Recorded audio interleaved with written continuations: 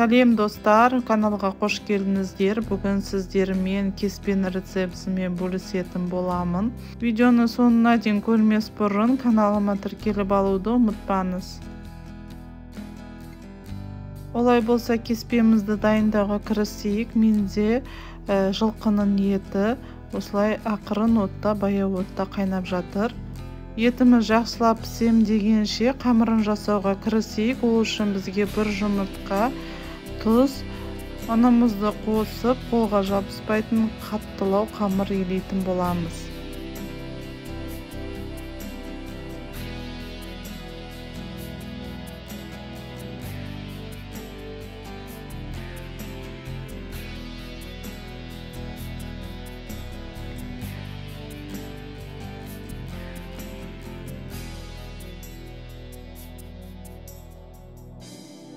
Қамырымыз осылай дайын болды. Енді оны салафанға салып 15 минутқа тындырып қоямыз.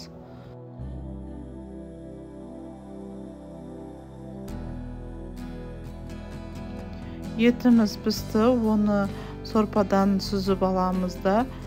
Сүйектің өзінің табиғи майы шыққан, ешқандай сұйық май қолданбаймын. Осы сорпаның үстіне бірден пиязымызды, сәбіз, болгар бұрышын, қызанақ қостым.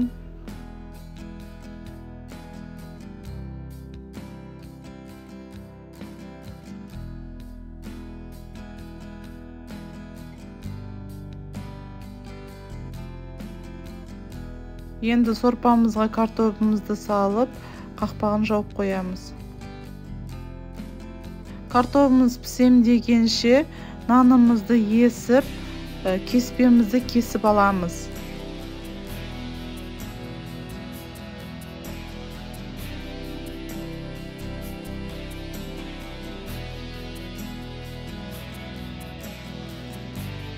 Есіп алған қамырымыздың үстіне ұнымызды сеуіп, видеода көріп тұрғандарыңыздай қамырымызды жұқа қылып, ұзын қылып кесіп аламыз.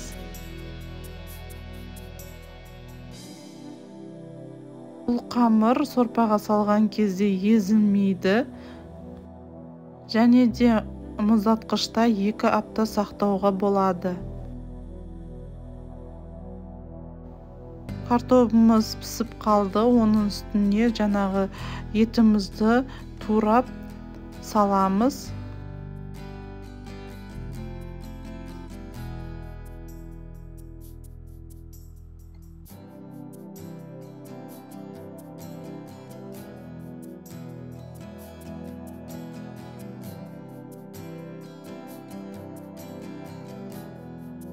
Картопымыз толықтай піскен кезде, осы кезде кеспемізді салып,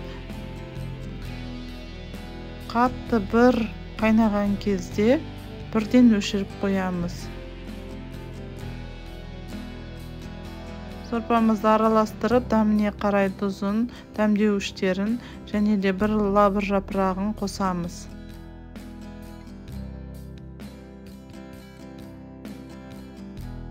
Осымен біздің кеспеміз дайын. Осы рецепт бойынша жасап көріңіздер, өте дәмді болып шығады.